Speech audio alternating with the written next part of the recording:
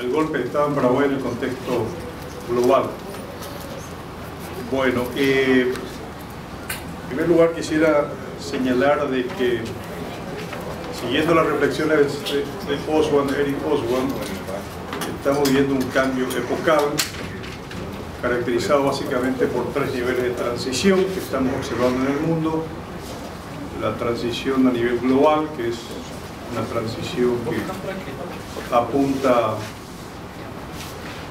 después del equilibrio durante la Guerra Fría, apunta básicamente a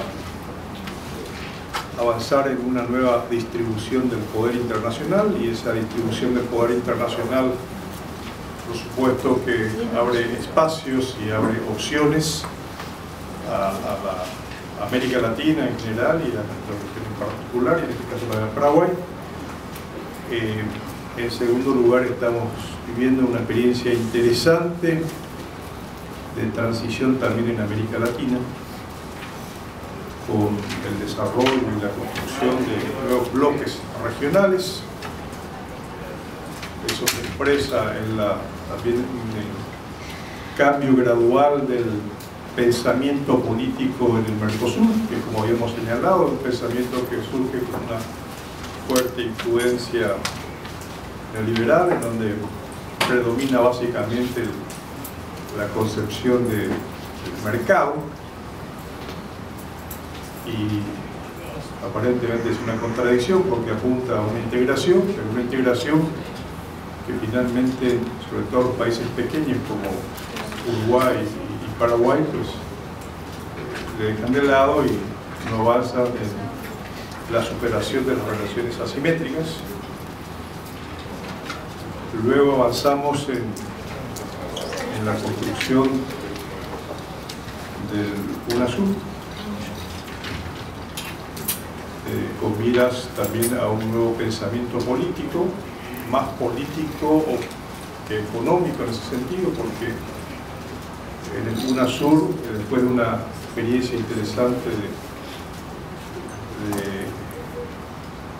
organismos multilaterales, avanzamos en esta concepción de que para superar las asimetrías necesitamos un nuevo enfoque político que se traduce en una agenda diferente, una agenda que prioriza básicamente el tema de la integración energética, el tema de la infraestructura, el tema de la seguridad regional, la construcción de un aparato financiero, el tema de la salud y, por supuesto, posiciones comunes frente a los grandes problemas que nos afectan, como el problema de la pobreza, la marginalidad, el tema de género, el tema del cambio climático y otras posiciones que se han expresado con respecto al crimen organizado, expresiones que se nos plantean en términos unitarios en la agenda internacional. También hemos avanzado en el UNASUR en términos de dentro de este margen de pluralidad y de diferencias, visiones económicas y políticas y estratégicas. Entonces también hemos avanzado en ese proceso. En ese contexto, Fernando Lugo fue electo en abril del 2008 presidente de la República, después del monopolio de 61 años del Partido Colón, divididos entre el electronismo y sus herederos. Los herederos hicieron cargo de la transición a la democracia, transición que nunca llegamos, pero bueno, con Fernando Lugo por lo menos se planteó la alternancia dentro de este modelo liberal de democracia. Y Lugo emerge como una suerte de personificación de 61 años de resistencia de los paraguayos, donde hicieron todos los esfuerzos de organizarse, de resistir a la dictadura y con enorme expectativa de avanzar gradualmente hacia un cambio. Pero para lograr, digamos, la presidencia de Fernando Lugo, un ex obispo que no viene tampoco de grupos, de organizaciones ni de clase política, tuvimos que hacer una alianza política con los otros partidos políticos, principalmente el Partido Liberal Radical Auténtico, un partido tradicional, que permitió, digamos, esa alianza electoral, el acceso al gobierno, lo cual al mismo tiempo nos impidió avanzar en la construcción del acceso al poder.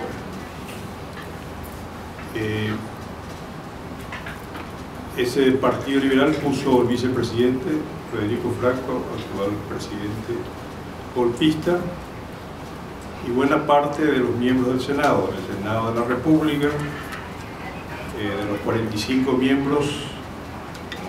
El presidente contaba con 3 senadores, 45, y de 80 diputados contaba con una diputada. Entonces la situación era bastante complicada. Ni bien se asume el gobierno, se iniciaron ya acciones para bloquear todo esfuerzo de cambio. Y durante todos estos 4 años hubo prácticamente como 20, 21 intentos de tumbar a Lugo, entre amenazas y procesos y juicios políticos, y este fue el último acto exitoso en esa línea. Por otro lado, con este nuevo gobierno cambió radicalmente sí la política exterior. Anteriormente la política exterior era una política que respondía a una concepción totalmente colonialista de los colonizados, era prácticamente pasiva, era obediente, no tenía una agenda propia y simplemente acompañaba las agendas básicamente de la potencia y de las transnacionales. Entonces, con este gobierno se redefine la política exterior basado en 3 elementos: la recuperación de la soberanía, en este caso energética, la soberanía energética vinculada al proceso de integración y la contribución al desarrollo económico, o sea, es una visión más regional y más internacional. Y en ese marco también se desarrolló la negociación con Brasil en torno a la hidroeléctrica Itaipu, que tuvo un éxito bastante interesante porque pudimos mejorar en una primera etapa los precios y también avanzar en la posibilidad de disponer de la energía para vender, digamos, a la región, entiéndase Uruguay y Chile. También se avanzó en la política exterior en relación a reactivar la relación con Bolivia y con Uruguay en una organización subregional que se llama UDU-PAVOR. Empezamos a explorar básicamente el campo energético,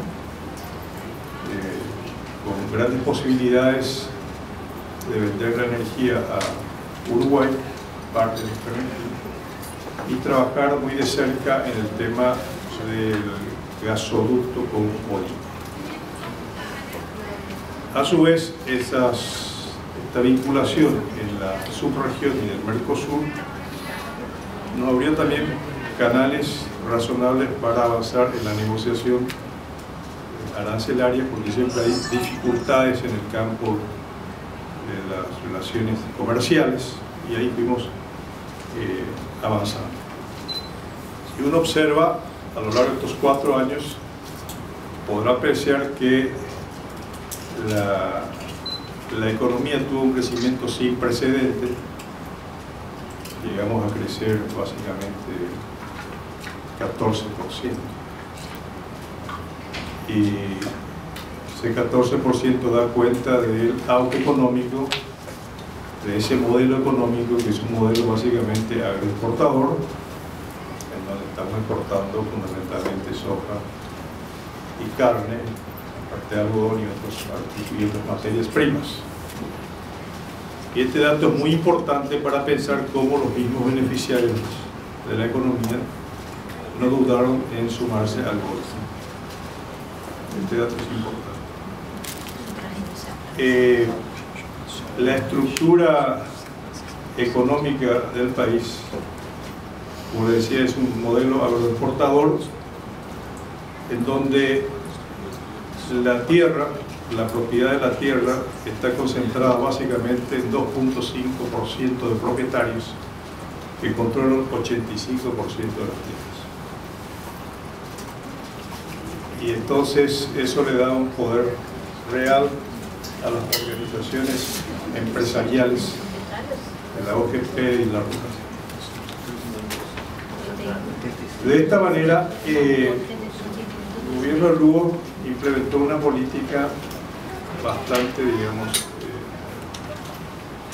autónoma de los intereses, como ser, por ejemplo, evitar la entrada de semillas transgénicas, que fue permanentemente bloqueado, evitar que se instale una empresa Río Tinto Alca que pretende invertir $4.000 millones para producir aluminio utilizando un par de turbinas de la hidroeléctrica, tratar de cobrar impuestos a los exportadores de soja que no pagan impuestos, tratar de cobrar impuestos a los ganaderos que tampoco pagan lo que corresponde. Y la política de OES se orientó, con escasos recursos del presupuesto, a satisfacer necesidades básicas de la población, como en el campo de la salud y de la educación, y dándole salud, por lo menos acceso a la salud gratuita a los paraguayos y las paraguayas. Y como les señalé, en el campo internacional gradualmente fuimos construyendo y fortaleciendo estos organismos regionales que por supuesto no eran del agrado de toda la clase política, de la oposición, de los medios de comunicación que tienen el monopolio, de los organismos agroindustriales, y en ese aspecto, ¿verdad?, esa percepción fue permanentemente traducida en oposición, acosos, calumnias, debilitamiento del presidente, que era un presidente frágil en ese aspecto. Y dentro de esa política se inscribía el ataque permanente a Venezuela en la persona de su presidente Chávez. Cualquier acción que uno tomaba, por más insignificante que fuera, inmediatamente era interpretado como los bolivarianos que estaban actuando por control remoto de Chávez. Pero a su vez, al mismo tiempo, no era solamente Chávez, sino era Evo Morales. Y entonces el eje del mal, Chávez, Ecuador, ¿verdad?, Bolivia, pues había que evitar. Entonces, cuando a estos señores se les ocurría, inmediatamente amenazaban que había que tomar medidas por una supuesta guerra del Chaco contra Bolivia. Entonces eso era otra vez objeto de convocatoria, de aclaración, de interpelación, porque en una ocasión Bolivia compró 5 avioncitos que ni siquiera estaban armados, y bueno, esos 5 avioncitos ya eran una señal clara de que Bolivia se estaba armando contra el Paraguay para recuperar las tierras que perdió durante la guerra del Chaco. Entonces era básicamente la cosa.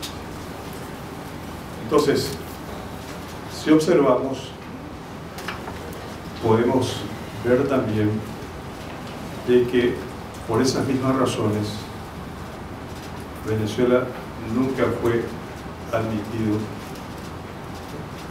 a integrar el Mercosur. Sistemáticamente el gobierno se opuso al ingreso de Venezuela y sistemáticamente se opuso a contribuir al fortalecimiento de la presencia de Paraguay en la región, hasta el punto que los embajadores que proponía el gobierno para la región no se podían cubrir porque permanentemente rechazaban o intentaban negociar con embajadores afines. Así que también, de alguna manera, se siguió sosteniendo, desde el punto de vista de la oposición, una política de aislamiento. En ese contexto,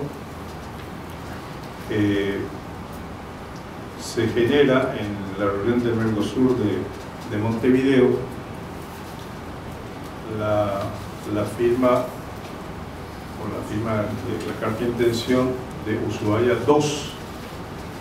Ushuaia II es una cláusula democrática que viene a complementar la cláusula de democracia de Ushuaia I, que se firma en 1998, y curiosamente esa carta se firma a instancia del gobierno de Paraguay porque en el 1996 intentaron darle un golpe de Estado al presidente Guasmosa, que salvó su presidencia refugiándose en la embajada norteamericana. Entonces, a raíz de eso propuso al Mercosur la necesidad de una cláusula democrática. Esa cláusula democrática se concretó en 1998. A raíz de los golpes de Estado que pudimos ver desde Venezuela, pasando por Bolivia, yendo a Honduras y terminando en el intento de golpe de Estado a Correa, motivo de esa amenaza de golpe a Correa, entonces en la reunión que mantuvimos en Buenos Aires, a iniciativa de la presidenta Cristina Kirchner, entonces se consideró que la cláusula democrática de Ushuaia I era insuficiente para los golpistas. Había que entonces establecer, digamos, criterios de mayor, digamos, dureza para que cada quien pensara dos veces antes de cometer un golpe, porque ya había resultado en Honduras y por supuesto en Ecuador. Entonces, con motivo de eso se aprobó esa propuesta que los presidentes del UNASUR ratificaron en Guyana a fines del 2010. Entonces, la cláusula democrática del UNASUR se aprobó en Guyana, y esa misma cláusula de UNASUR, el siguiente año, se incorporó como el protocolo de Ushuaia II al Mercosur. Curiosamente, esta fue una de las causas del libelo acusatorio del juicio político: haber firmado una cláusula democrática del Mercosur. Pero también hay que señalar que esa cláusula democrática que firmamos en Montevideo, por razones políticas, podíamos enviar al Senado para su discusión, porque estaba claro de que si enviamos al Senado esa cláusula no iba a ser aprobada. Entonces el presidente de la República nunca envió al Senado esa cláusula para su discusión. Sin embargo, esa cláusula, que legalmente no existía en estos términos, fue base de uno de los procesos del mal desempeño de las funciones, prácticamente traidor a la patria por reactivar un absurdo que es la guerra de la Triple Alianza con otros niveles de asociación. Entonces, como nunca, todos los sectores económicos y políticos, incluyendo la Iglesia, los medios de comunicación, se unieron para conspirar en el juicio político que generó el golpe de Estado. Entonces, en temas internacionales, el golpe no es solamente contra Fernando Lugo ni contra los paraguayos. El golpe también tiene una proyección de dificultar el proceso de integración regional del UNASUR y de CELAC. Porque la idea es tratar de preservar justamente esto que hoy se mencionó acá, una suerte de tratado de libre comercio en la lógica del ALCA.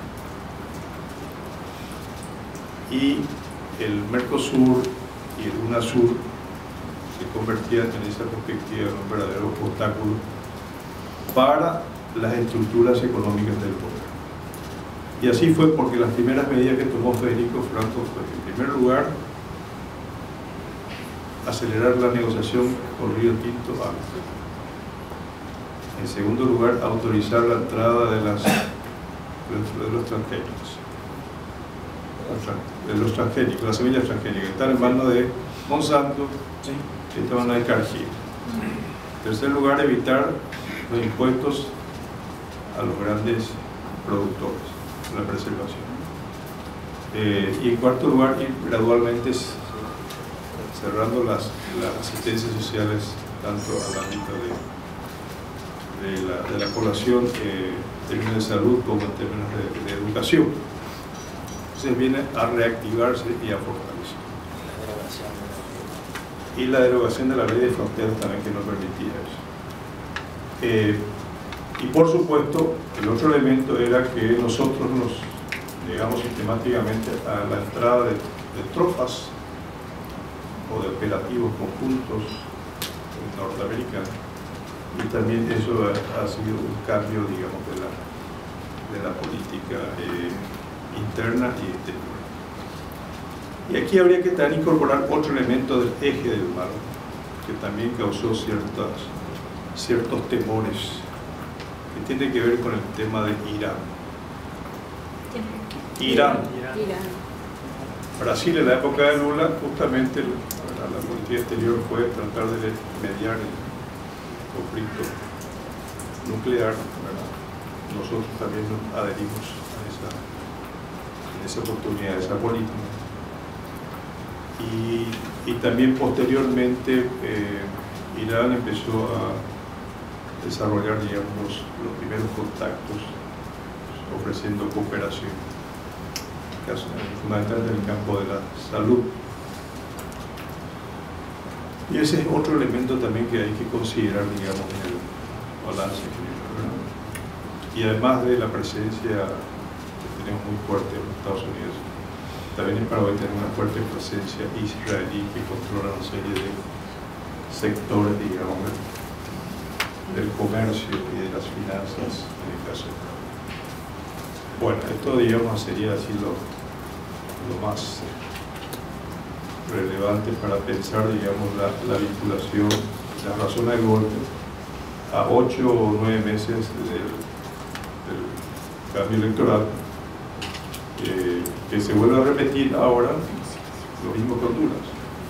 Entonces, con las elecciones se legitima el golpe y nos plantea a nosotros un enorme escenario, porque es un tribunal electoral monopolizado por todos los golpistas. Los electores de Paraguay están más o menos por los 3 millones. Para que tengan una idea, hay 17.000 operadores políticos trabajando en el tribunal electoral. Como pueden observar ustedes, va a ser un tribunal que ofrece transparencia, competitividad, seguridad, ¿verdad? El arbitraje de este proceso electoral. Y están viniendo las delegaciones, están llegando las delegaciones de observadores, que yo no sé qué van a observar. Van a ver que los padrones están bien, que la justicia funciona. Y bueno, ese es entonces también tenemos un serio desafío político, a ver cómo resolvemos la salida y la legitimidad de los golpistas. El primer golpe se dio en el marco de una constitución, y en el segundo se hará, digamos, por nuestra participación. Como decía un humorista, decía que un ladrón elige a su víctima, ciudadano, y le roba la tarjeta de crédito, el celular, la casa, ¿no? Lo que puede, ¿verdad? El ladrón elige al ciudadano. Y resulta que los procesos electorales somos nosotros los que le elegimos al que nos va a robar la esperanza, ¿verdad? Nos va a robar la salud, nos va a robar la próxima generación, nos va a saquear la república. Así que nosotros estamos más o menos con una suerte así de ese dilema en este momento. Bueno,